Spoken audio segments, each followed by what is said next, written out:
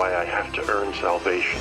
1-833-288-3986. What's stopping you? Why do I need to confess my sins to a priest? What's stopping you? This is Called to Communion with Dr. David Anders on the EWTN Global Catholic Radio Network.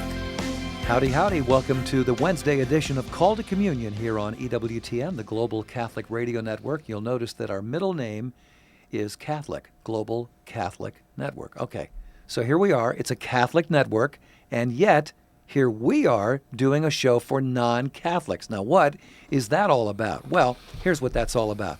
We know that a lot of people who listen to EWTN radio and watch EWTN television are not themselves currently practicing Catholics. Well, that's great. That's fantastic. The word Catholic means universal. So we are here for everybody. And that includes our non-Catholic brothers and sisters who very often have questions about the Catholic faith. And maybe if those questions were answered to their satisfaction, they would indeed consider becoming a Catholic. So what is stopping you from becoming a Catholic? What questions do you have about the Catholic faith? That's why we're here. Here's our phone number, 833-288-EWTN. That's 833-288-3986. If you're listening to us outside of the U.S. and Canada, you'll want to dial the U.S. country code and then 205-271-2985. You can also text us. Text the letters EWTN to 55000. Wait for our response, then text us your first name and your brief question. Message and data rates may apply. A little boilerplate for you there. Again, the phone number 833-288-EWTN. Charles Beery is our producer. Ryan Penny is our phone screener. Jeff Burson is on social media. If you want to pose a question via Facebook or YouTube, we're streaming live right there, right now. He'll get that message to us here in the studio. I'm Tom Price along with Dr. David Anders. You got me thinking with your comment about our middle name. Yes? We actually have two middle names, right? Global Catholic. EWTN, Global Catholic Radio. Indeed. And I was thinking about the syntactic ambiguity of that phrase. Are we Catholic radio? Are we radio for the Global Catholic? Or are we global radio for the Catholic? Or both? I'm going to let smarter people than me try to unpack that one. I thought either one would work, right? Well, yeah. I mean, because our church is global. It is indeed. So we're Catholic radio we're radio for the global Catholic, everybody. But we're also global. Indeed. Always looking for new opportunities to get the good news out there. Absolutely. And you know what? When we do this show, we hear from people all over the world.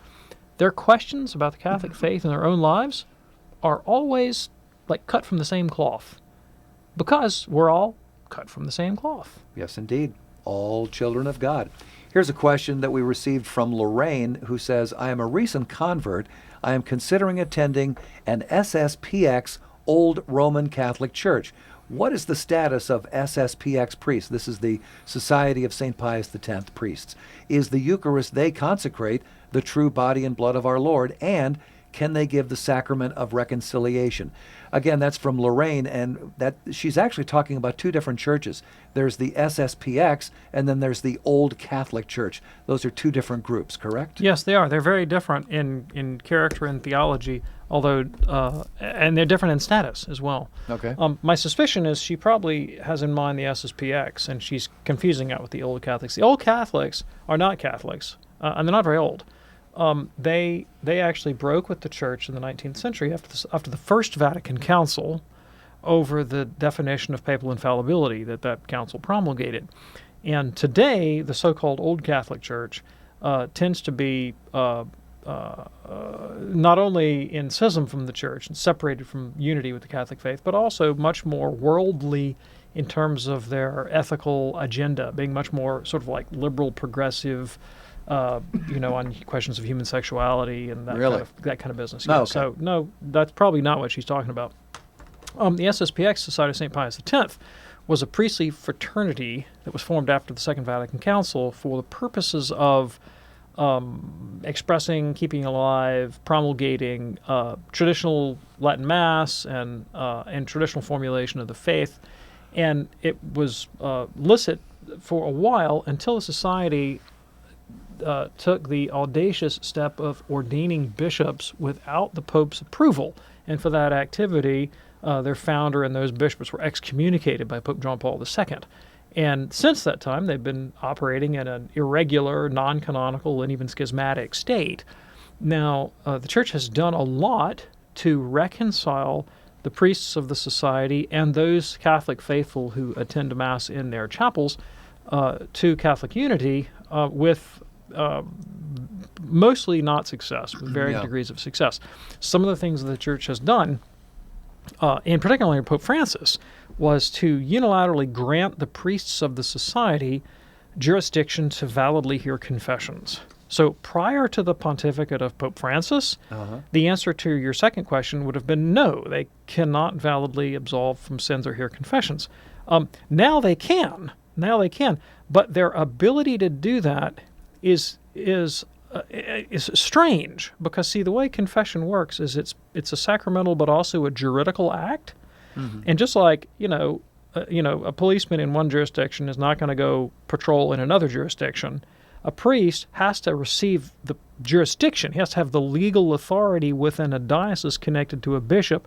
They don't have any bishops with dioceses. Wow. Right? They're like husbands without wives. Somebody referred to them once as that. Yeah.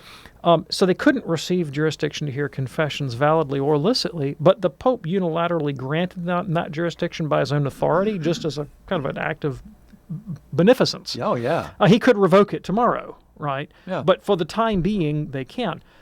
They can validly but illicitly say Mass, right?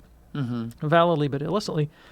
They cannot either validly or illicitly witness marriages as a Catholic sacrament unless, and this is another provision the Pope made, unless the actual Catholic bishop of the diocese in which they reside grants them those faculties. And so that would be on a diocese-by-diocese basis. They do not exercise any legitimate ministry within the Catholic Church. They have no legal standing in the Catholic Church. Their priests and bishops are in a state of active disobedience to the Pope, but they are validly ordained priests and bishops. So their sacraments, some of them, are valid and illicit and in an irregular state within the Church. So it doesn't really express the full unity of the faith that Christ desires. And so I would advise against attending one of those chapels. If you want to scratch that itch, find a parish that is celebrating the Latin Mass validly and illicitly within the diocesan machinery and go there. Stay with us. The wisdom of Mother Angelica. Don't you feel sometime like there's so many people in the world? How does he hear your prayer? Never think of that, huh? Everybody thinks of that. I'm only a little grain of sand on the seashore. Oh, but that's not true. See, God is God. And you and I have to let God be God. I don't know how he does it. He's God. For more information on Mother Angelica, visit Religious Catalog at EWTNRC.com. Father Benedict Rochelle. Brothers and sisters, we got to tell the truth in this country. For heaven's sakes, I wouldn't want to go to a synagogue and find that they were having a Muslim service. I wouldn't want to go to a mosque and run into a Baptist service. I don't want to go to a Baptist church and find out that they're having Mass. We've got to be honest to ourselves. We've got to be what we are. I'd rather a good old-fashioned, honest agnostic than a phony Christian any day of the week. There are reluctant agnostics. There are atheists who are searching for God, and they may find him.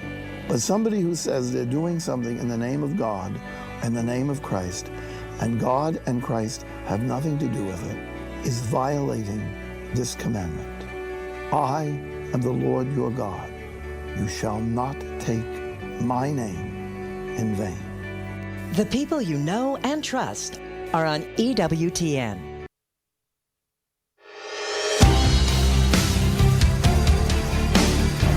Tomorrow morning on the Sunrise Morning Show, political analyst Ken Craycraft begins a series on the so-called Equality Act. I'm sure there's a lot he'll be relaying to us. Also, how St. Anthony of Padua became the patron saint of lost items. St. Anthony, please look around. There's something I've lost that cannot be found. I'm sure you've all heard that. Anyway, check it out. How did that happen to be?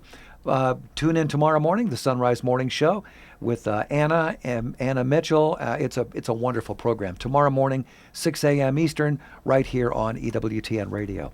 And if you're ready now, let's go to the phones at 833-288-EWTN. Matt Swaim is also on the Sunrise Morning Show with Anna. I didn't want to leave him out. Don't leave him out. I'm not going to leave him out. He's a good man.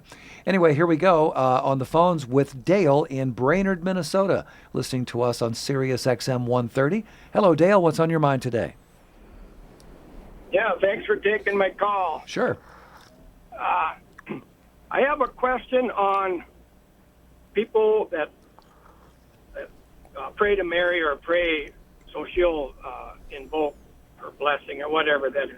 Anyway, I realize God and Jesus are in heaven and spirit, and the Holy Spirit's here to combat the devil or help us. And I know in Revelations it talks about the devil going after the feet, and I don't know if it's Mary going after the head.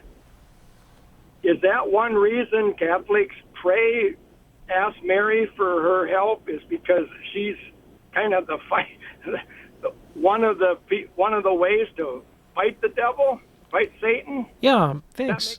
Sure, I appreciate the question.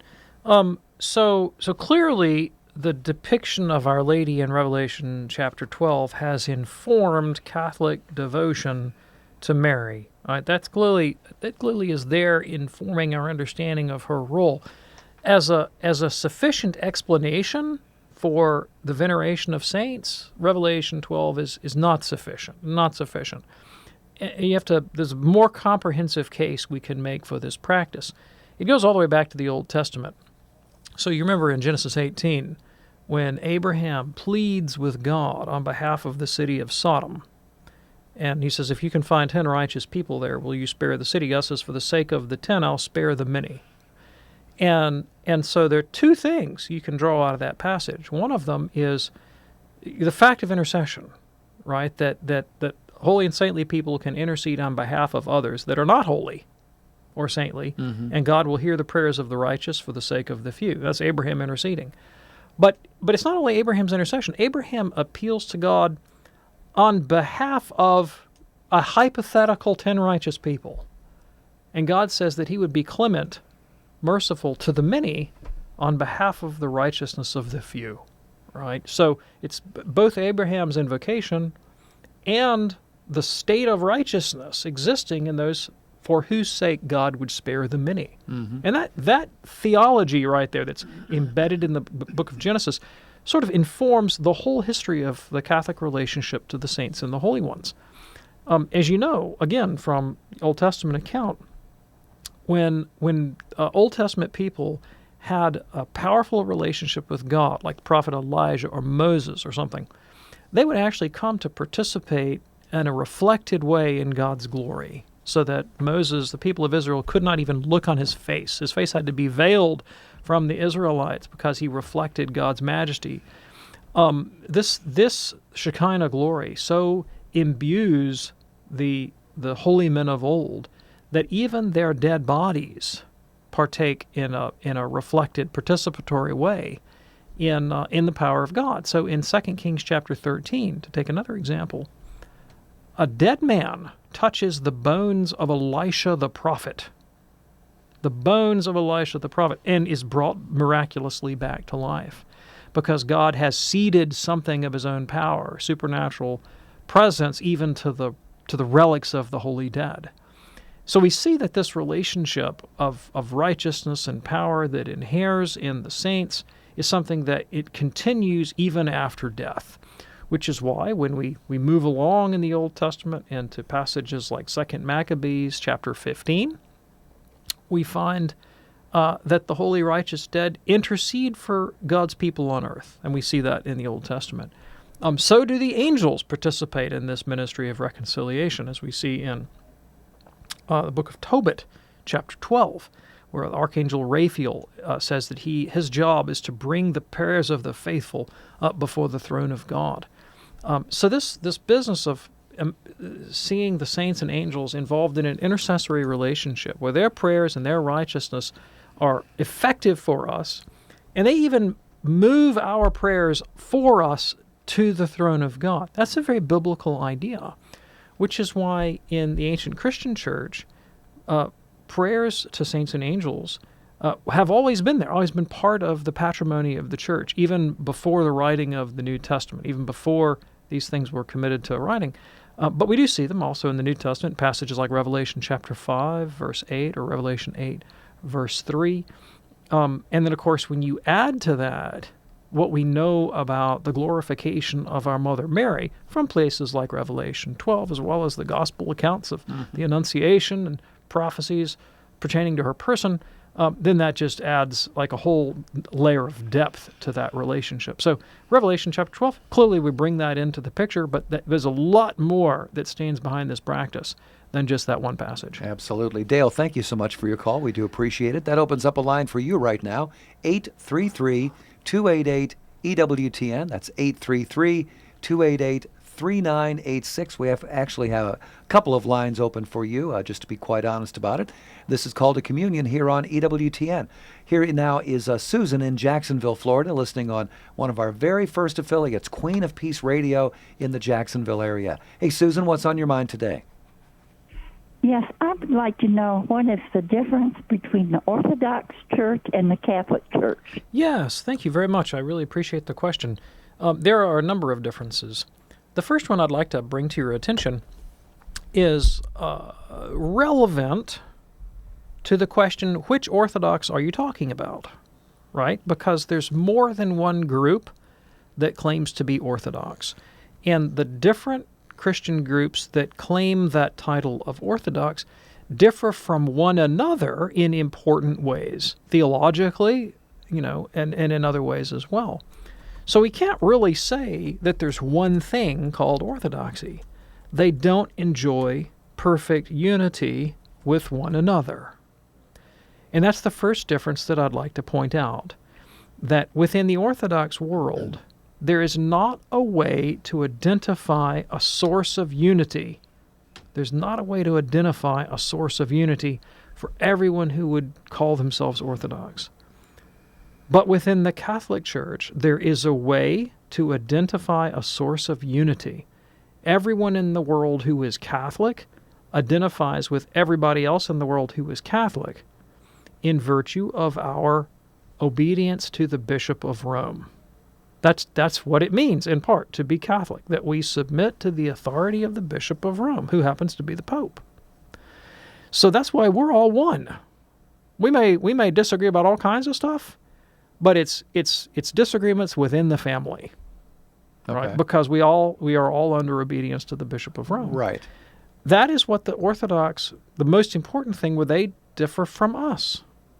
They are not in obedience to the Bishop of Rome. And as a result, they lack a source of visible unity, and so they fracture into many smaller groups, and they argue with one another, and they can't get on the same page. Recently, within the last year or so, the Orthodox attempted to hold their own council and to gather together not all the Orthodox, but just a significant sample of Orthodox. They couldn't pull it off. Wow. They couldn't even agree enough to hold a meeting, right? Because they couldn't even agree on the order of precedence in the meeting and who should be invited and who shouldn't and all this kind of business. So they lack that sort because they don't submit to the authority of the Bishop of Rome. That's the most important and significant difference between Catholics and Orthodox, is about the authority of the Pope, and they reject the authority of the Pope, right? Another important difference is that the Catholic Church was founded immediately by Christ, under the authority of St. Peter. In Matthew 16, when our Lord said to St. Peter, "You are the rock on which I will build the church's unity." That's a, rough translation. And I give to you the keys of the kingdom of heaven, and what you bind on earth is bound in heaven. Christ signaled his intent to establish the church on the rock of unity that is St. Peter. So the Catholic Church has been there from the beginning, from its foundation by Jesus. Mm-hmm. The Orthodox Church, as a distinct religious body, didn't really come into existence until the Middle Ages. Now, there were Eastern Christians who celebrated the liturgy with different language and different emphases and sometimes different theological expression. The Eastern Christians have been there from the beginning. They used to be part of the Church's Catholic unity. But in the Middle Ages, progressively, starting in about the 11th century, but then over the next few centuries, they grew further and further away politically from the Bishop of Rome until finally they just, kind of became their own thing and split off and went their own way. And there are other differences in theological emphasis, but the most important one is their relationship to the Bishop of Rome. Very good. Susan, does that answer your question? I'd like to know if they believe in Trinity. Oh, yes. Oh, absolutely. Yes, very much so. The Orthodox are strongly committed to the doctrine of the Trinity. Yes, thank you. Okay, all right. Thank you so much, Susan. And this is Call to Communion here on EWTN. Our phone number 833-288-EWTN. That's 833-288-3986. Right now we're going to go to a call that we received overnight on our listener comment line. My name is Luke. I'd like to know, in the Episcopal Church, they say the same creed as the Catholic Church does, and everything seems to be the same. How do you explain that? Is it a false religion? Hi, Luke. Thank you very much for the question. So the reason that the Episcopal Church professes the same creed in their liturgy as the Catholic Church is that they took it from the Catholic Church. That's right. That's where they got it from. And the origin of the Episcopal Church, of course, was in the 16th century in England when the Church of England was Catholic, and the King of England wanted to divorce his wife and marry another woman, and he appealed to the Pope for an annulment of his previous marriage, wanted permission to take another woman whom turns out he'd already impregnated. Pope said no. Christ said, what God has joined together, man can't separate. Not going to let you separate from your lawful wife. And so the King of England said, well, tell you what I'm going to do, Pope, I'm going to separate from you. And he went off and pulled all the priests and bishops that he could muster out of the Catholic Church into a new religious body called the Church of England. And a few people refused to go with him. They are martyrs of the Catholic Church because he cut their heads off for their pains. That's the origin of the Episcopal Church. But he wanted to pull a fast one on the people of England when he pulled away from Catholic unity, so he tried to make his church look as much like the Catholic Church as possible, except that instead of the Pope, he put, wait for it, the King of England at the head of the church, which is why it's called the Church of England and not the Catholic Church. The Catholic Church is not the Church of England, it's the Church of the whole world. Catholic means universal. His was the Church of England, his little church, his little country, doing his little bidding. So there it is. There it is. And thank you so much for that. We do appreciate it. Call to Communion here on EWTN. Our phone number 833-288-EWTN. We have a line open for you right now, 833-288-3986. Barbara sent us an email. She says, I have so many questions, but the biggest one is, why does God choose circumcision as the sign of his covenant?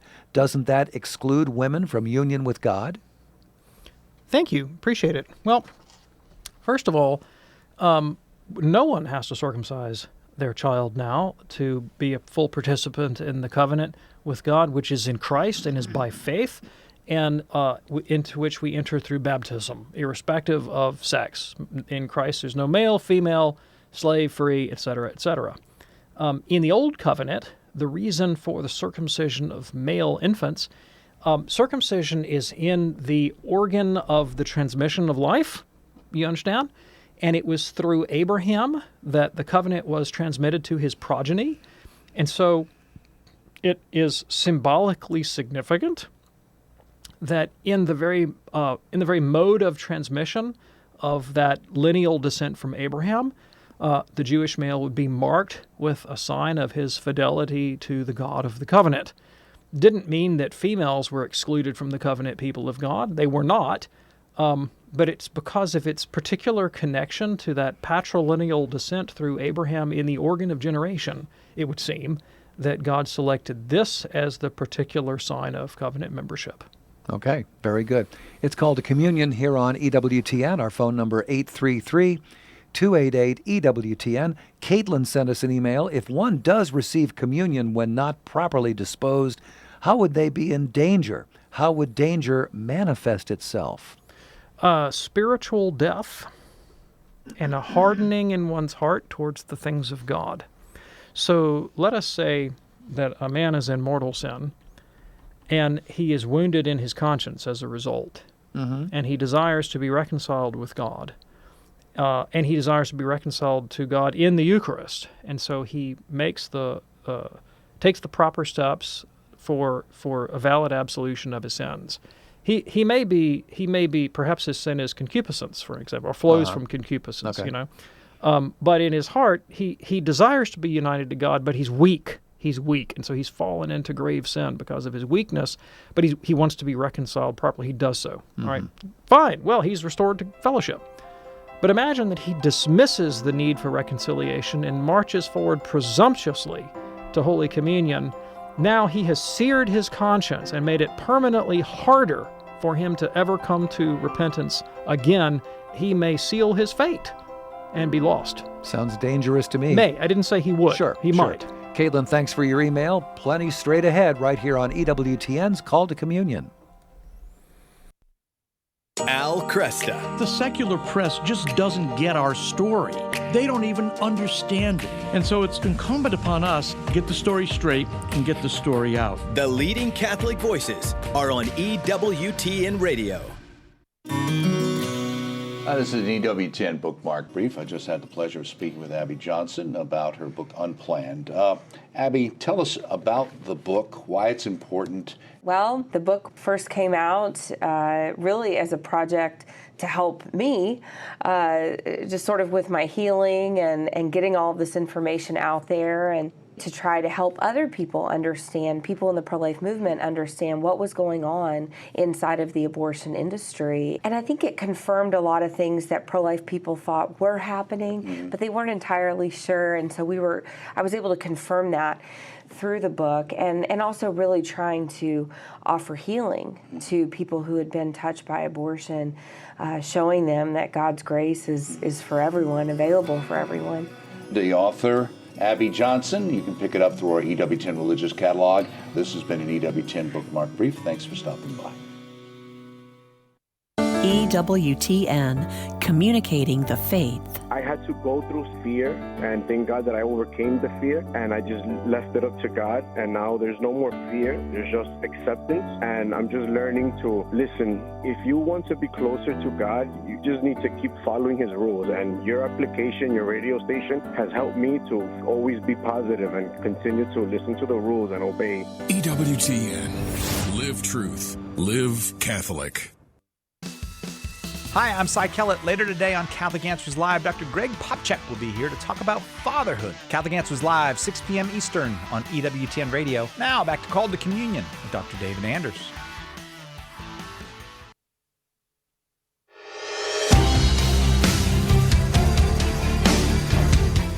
It's EWTN Radio's Call to Communion. If you've been waiting to call us, now is your opportunity. We've got a couple lines open, and we're waiting to hear from you. 833-288-EWTN. That's 833-288-3986.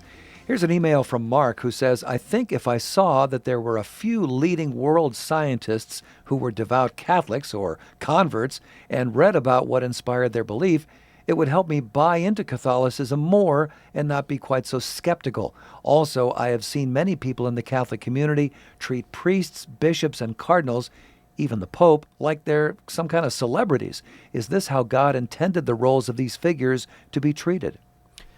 Yeah, thanks. I appreciate the question. I think we'd have to say that the protocols around the Catholic treatment of popes and patriarchs and bishops and so forth are accidental to their nature and office. In other words, these are historical accretions that evolved, especially during the time of the imperial government of ancient Rome, and partook to a certain extent of that imperial quality. And because things tend to perdure for a long time once they're well established, those traditions have endured in the Catholic Church, and they may serve a utilitarian function of recalling to people's mind the importance of the office and respect for the episcopal dignity and priestly dignity. I'd say nothing of the papal dignity. Does that mean that they have to be expressed always in the same way, with the same kind of pomp and circumstance? The answer to that question is no. And, the abandonment of the papal tiara would be an example. The popes have changed their dress. They're no longer carried in these divans, like Middle Eastern potentates around, with on people's shoulders and so forth. So there have been changes in the expression of that protocol at a deference to the more, I think, democratic sensibility of the modern age. And such changes can certainly be contemplated and may actually, in fact, be implemented. Pope Francis did one, actually, shortly after becoming Pope. He did away with the dignity of the title Monsignor to be bestowed on priests of age and nobility.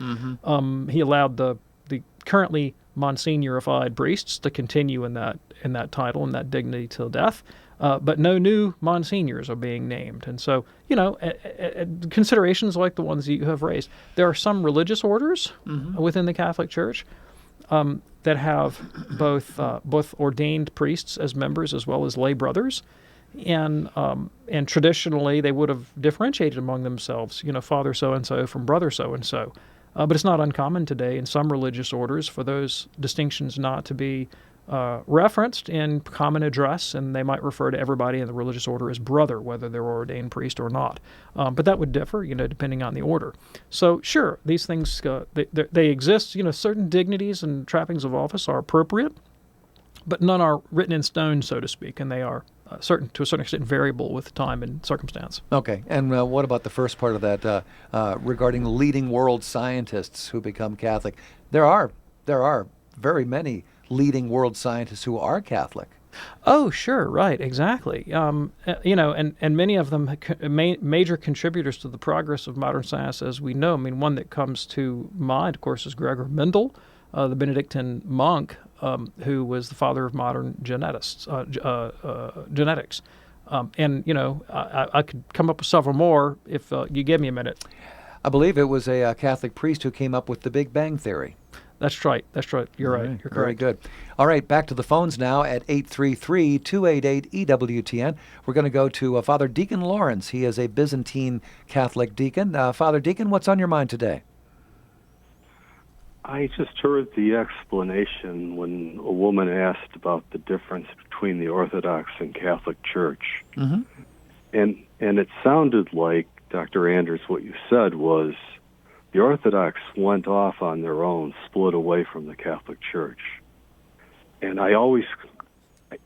it irks me when I hear that, because there was a papal bull delivered from Rome to Constantinople, put on the Holy Table, and then the deacon took off. There was a deacon in the Eastern Church in Hagia Sophia who tried to get the the deacon from the West to take it back, and he wouldn't. So I don't know. It seems like a lot of times things between the East and West, when they're talked about a couple times on your show, but several times on Catholic Answers in years past, and I've talked with people about that and written and communicated, and haven't heard anything in a while, but it's just it's a little scary to me. Metropolitan Callistos Ware, who's one of the leading spokesmen for the Orthodox Church in the world, he says what we need to do is go back to where we had agreement before the split and move forward from there. And that's really what needs to happen. And St. John Paul the Great, as Pope John Paul II, asked the Ukrainian Catholic Cardinal Lubomir, who we would refer to as a patriarch, asked him, who could I bring to try to bring unity between East and West? And he referred him to Metropolitan Callistos and a couple others. And I think there are a lot of people who are Orthodox who want unity with the West. And to talk about it like the Orthodox just went off and broke off from the Catholic Church, it's not accurate and it's not helpful. I appreciate that commentary, Father Deacon. And I understand the point you're making, and I recognize it. I'm not gonna argue the point because I think you're correct. And if I am, in particular, if I am speaking to someone who is Orthodox, and about how we can work towards unity, I'm not going to start the conversation with saying, well, you guys broke away from Catholic unity and obedience to the Pope. Yeah, that's not how helpful. I'm going to characterize it. And I have Orthodox friends, and I when speaking to them, I tend to focus on those points that we have in common. If I'm answering a question from someone who does not know whether or not the Orthodox believe in the Trinity, right, which is like very little historical information about it, and I'm trying to figure out how can I summarize the theological distinction that is most essential between the two traditions. In my judgment, that distinction would be what is the status of the Bishop of Rome, in particular the Catholic claim to his universal jurisdiction, and how can I put that in a way that is understandable to somebody who lacks historical knowledge, and I can do it in a 2 to 3 minute radio spot, and that would seem to me it's not an inaccurate summary, at least especially from the Catholic point of view, to characterize the Orthodox relationship to Catholicism as one of rejecting the universal jurisdiction of the Bishop of Rome. And I don't think that's inaccurate historically or theologically, and it does capture what is at essence the major theological distinction between the traditions. Is that a sufficient characterization of the two traditions and what stands in the path of Catholic unity? Clearly not. Clearly not. I'm sure you're familiar with Father Aidan Nichols' book, Rome and the Eastern Churches, which is one of my personal favorites in understanding this relationship, and it's generous in its treatment of orthodoxy, although doesn't shy away from that question of the universal jurisdiction of the Pope. And I'm familiar with the documents that you cite, and I understand that Pope John Paul II, in a kind of an evocative way, asks the entire Christian world to look to the example of the first 1,000 years, not as a sufficient way of overcoming the distinctions between East and West, or not East and West, but between Catholic and Orthodox, but as a fruitful common ground from which further elaboration might develop. Again, it's not sufficient to look to the first 1,000 years because there's been a lot of specific dogmatic definition within the Catholic world since then. Think about the Reunion Council of Florence, especially the infallible Holy Council of Trent and all the specific formulations that came out from that, as well as the First Vatican Council. We can't simply walk back infallibly proclaimed dogmas, but clearly the first 1,000 years need to be the common ground from which we begin the dialogue for full reconciliation between those two communions. But again, I really appreciate the corrective, and I agree with you. Yeah, absolutely. Father Deacon, do call us back. We'd love to hear from you again. It's Call to Communion here on EWTN. We have a line open for you at the moment, 833-288-EWTN. That's 833-288-3986. Stephen is listening in Portland on Mater Dei Radio. Hey, Stephen, what's on your mind today? Hello. I have a family member who's unwilling to join the Catholic Church or rejoin. They're falling away because they say one reason, we are unwilling to let them, they live together in an uncommitted, unmarried situation, unwilling to let them visit us and stay in one room. We would give them separate rooms, whereas we would give another married family members the same room, even though their marriage is obviously much less loving and functional and wonderful as theirs is, and we won't allow that because of this marriage idea. They just feel like we've totally allowed marriage to supersede reality. Okay, thanks. I appreciate the question. So, the number of things that we have to bring into conversation here. One of them is a so-called. Well, let's first of all examine this question of whether or not a relationship is loving, and what that means. All right. Are we talking about affable, agreeable, friendly? Friendly, right? Exactly, because it seems to me that if I say to a human being, another person, a woman, I am willing to cohabitate with you for now, as long as it pleases me. But when it ceases to please me, I will stop cohabitating with you. That's very, very different from the statement, I will lay down my life and die before I leave you. I will be reliably there for you until you die, even if it kills me, for better or for worse. You can go crazy. You can become neurotic.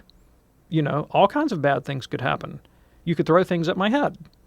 And I'm not going to leave, no matter how difficult it becomes, because I'm going to be there for you no matter what. That strikes me as two very different kinds of relationships. And we fortify the relationship of marriage with a vow precisely because it's difficult. And it will almost inevitably entail some of those problems aforementioned. And, what is love? Does love simply mean affability, agreeability, getting along? Or does love entail the willingness to endure sacrifice for the sake of the other? And the other thing that's involved in that objection is the idea that there's nothing involved in marriage, just discussion about marriage and reality, beyond the personal agreement of the people involved, as if there weren't larger social or societal consequences to the vow of marriage. But there are, and marriage is inescapably a public act. And as such, it necessarily or ought to entail societal approbation, approval, and sanction. And so it's entirely fitting that culture and law would come to the defense of that sacred bond of lifelong commitment, no matter what, till death do us part, for better or for worse. And that we express our societal, cultural, or legal disapproval of casual coupling that would separate that bond between parents and their children in consequence, which has the loss of that bond, of course, has done so much harm to kids since the liberalization of divorce laws in this country and the social liberalization towards divorce in the last 50 years or so. So, and yeah, if you don't like that, if you don't recognize that there is a substantive difference between promising to be with somebody till next Thursday and let's share a bed and venereal pleasure until then, versus being with someone for life for the sake of raising a family, even when we cease to be able to share sexual pleasure with one another for the sake of raising a children because of old age or infirmity or sickness or whatever, I'm still not going to leave you no matter what. If they can't see that those are qualitatively different moral states and conditions, then yeah, I'd say that's a good reason not to be Catholic, right? And they, if they're not willing to yield to that truth about the nature of the human person in society, then I would say, yeah, you're not ready to become Catholic yet. And certainly Stephen can do whatever he wants with his house. He can do whatever he wants with his house. Absolutely. Stephen, thank you so much for your call. It is Call to Communion here on EWTN. We have a line open for you at 833-288-EWTN. That's 833-288-3986. In a moment, we'll be getting to Brenda in Des Moines. I was speaking with somebody yesterday about a program that they were asking about. And I said, that show is on EWTN Radio Classics. And I was going to say something else. And she said, whoa. What are you talking about? EWTN Radio Classics, what is that? Well, she didn't know that EWTN has yet another radio outreach, and that is a 24-hour channel dedicated to teachings and devotionals. Programs from, whole series from Mother Angelica, Dr. Scott Hahn, Bishop Fulton Sheen, Father Benedict Groeschel. We carry the encore of the Mass every day on Radio Classics. We carry the Rosary, I think 4 times a day, including a special children's rosary that airs in the afternoon, so your kids can pray along in their own special way. We air the Divine Mercy Chaplet at 3 o'clock. All these different things happen 24 hours a day on EWTN Radio Classics. And there's a couple of ways that you can access that. You can check it out by going to EWTNradio.net. Look for the little box that says EWTN Radio Classics. Click on that. You are good to go. You can also listen on the EWTN app, which is a free download. Listen there. You could also walk up to your Alexa device and say, Alexa, play EWTN Radio Classics. Boom, it starts playing whatever is going on at that moment. So don't forget about the other EWTN radio, and that is EWTN Radio Classics. Back to the phones now for Brenda in Des Moines, listening on Iowa Catholic Radio. Hey, Brenda, what's on your mind today? Hello. Thank you for taking my call. This is my very favorite show of Catholic radio, so thank you so much. Thank you. You're welcome. I really love it. My question is, I'm one of 9 children, and we're all old now. And of the 9, we grew up Lutheran. And when I married my husband when I was 20, I converted to Catholicism at age 21. So I've been Catholic for 35 years. Mm-hmm. And so now I feel pretty comfortable talking to my, well, I have one sister who converted also, but the rest are Lutheran. And so I feel comfortable now talking to them about maybe being open to the Catholic faith. And my oldest sibling, my sister, is Missouri Synod. When I grew up, I was ELCA, Evangelical Lutheran Church of America. Mm-hmm. And then I think they had a feud about if they could have gay pastors, and so they split on that. But anyway, so she went to Missouri Synod, and we were talking, and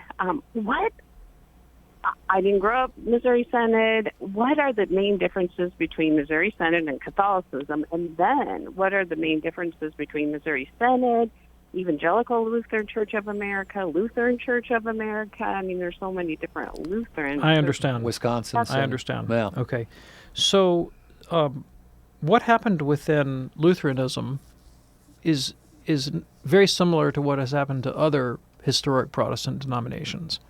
Of course, as you know, Luther stands behind Lutheranism, the progenitor of that movement, and it got formalized in the 16th century around a certain set of doctrinal statements, in particular the Augsburg Confession, later the Book of Concord, define the content of Lutheran belief and practice. And it's been more or less the same. Those confessional statements have been handed down to Lutherans by their tradition for the last 500 years, stayed more or less unchanged on paper. In the same way, Presbyterians take their origin from the Westminster Assembly, Westminster Confession of Faith, and you can point to similar process in other Protestant denominations. Some early body of believers banded together, put out a doctrinal statement, system of discipline and practice, and then handed that down to their progeny as their tradition. But in subsequent generations, there may be variations within the family of Lutherans or within the family of Presbyterians or the family of Baptists over how seriously they take their own doctrinal statements, how seriously they take adherence to their own tradition. And, putting it lightly, some of them learn to say their creeds with their fingers crossed behind their back. Ooh. Right, if you understand. Mm.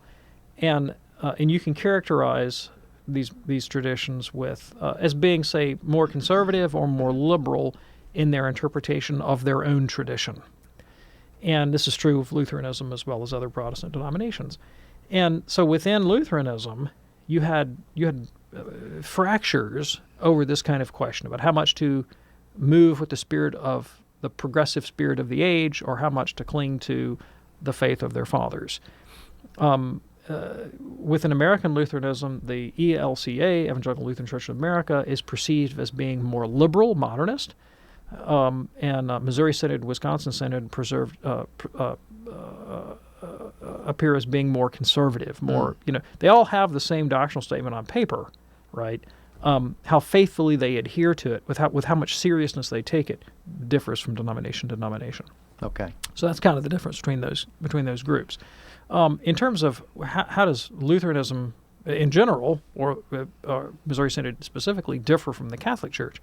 Well, most importantly, Catholic Church was founded by Jesus Christ in 33 A.D., all right, on the rock of St. Peter, and the unity of the Church proceeds from that Petrine origin. And the Lutheran Church was founded by Martin Luther. You could someplace 1517 at the earliest to say 1530s at the latest, and And of course, the difference between Luther and Christ is the difference between a flawed human being and the all-powerful, eternally pre-existent Son of God. So that's a pretty big difference. All right. They also differ in their understanding of the path of salvation. This is a very, very, very big difference. Luther taught that a man can be saved, woman too, can be saved simply by faith alone, and the faith that saves is the faith that believes I am saved. So in the act of believing that I have been saved, in that act I am in fact saved, irrespective of the moral quality of my life. So Luther was kind of prone to hyperbole, but he is famous for having said, it doesn't matter if I murder or commit adultery or idolatry or whatever heinous thing I might do. I could do it 10,000 times in a day, and it's not going to affect my relationship with God, my ultimate destiny in God. The Catholic Church says, well, it matters very much how you live your life, and that faith unites us to God, but if we don't continue in fellowship with Him in charity, then we can separate ourselves from the love of God and be damned, even if we are believers. So faith alone, on Luther's position, or a faith that unites us to God in charity on the Catholic side. We also differ in how we understand religious truth. So Luther thought that we could know everything that God wanted us to know by consulting the Bible alone. And the Catholic Church says, no, the Bible itself is a product of Catholic tradition, which is given to us by Christ. If you throw out Catholic tradition, you better throw out the Bible too, because the Bible is a product of Catholic tradition. We have the deposit of faith handed to us by Christ, both in the tradition of the Church and in sacred Scripture, as interpreted by the Church's teaching authority, the Sacred Magisterium. So big differences there. There are many other differences as well, but those are the big ones. Okay. Brenda, thank you so much for your call. How long have we been doing this show now? How many years? 4 years, 5 years? Something like that. Something like that. I'm about to reveal to David something that he did not know about me. My very first exposure to professional radio was as a kid growing up in St. Louis. There was a local radio station owned by Concordia Seminary, which is Lutheran Church Missouri Synod, and they launched a teenage discussion show, panel show, interspersed with progressive rock music. There you go. Kind of a hippie seminarian that ran the thing. And it was very, very enjoyable. I mean, I learned a few things about radio. That was really why I was involved with it. But they were very kind to me, and that was how I got started in all this. Now, you said that was your first foray into professional radio. It was not your first foray into radio, though, was it? That would have been my pirate radio station in my basement. We're not going to talk about that because I don't know what the statute of limitations is, with the FCC. They might still come after me. Anyway, I'm sorry we could not You didn't hear it here. That's right. I know nothing about any of that. I want to thank everybody who called in today. I could not get to Bruce in Center Reach. We just have a couple of seconds, Bruce. If you would please call us back tomorrow at the same time. I promise we will put you at the head of the line and give your call the time that it deserves. So what do you think, Dave? Did we answer everybody's questions hopefully sufficiently? I hope so. Yeah, absolutely. That's all we can do. If not, we tackle it again tomorrow. Thank you so much. Thank you, Tom. Do appreciate everybody who participates in some way, and that includes you on the other side of the radio. We know that you love the truth. That's why you come here. You want to find out what the Catholic Church is really all about, and that's why we bring it to you each and every day on Call to Communion, Monday through Friday at 2 p.m. Eastern here on EWTN. We also encore the show for you tonight and every weeknight at 11 p.m. Eastern. We also have a best of Call to Communion on Sundays at 2 p.m. Eastern. And of course, you can check out the podcast 24 hours a day by going to EWTNradio.net. On behalf of our producer, Charles, our phone screener, Ryan, and Jeff Burson on social media, I'm Tom Price along with Dr. David Anders. Still looking out for that FCC guy. Oh, boy. Hey, we'll see you tomorrow. God bless.